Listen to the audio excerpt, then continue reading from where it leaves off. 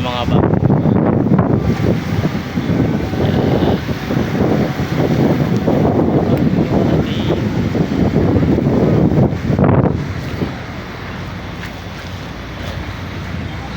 So kadalasan kasi dito ang kumpol na tao is paglubog sunset.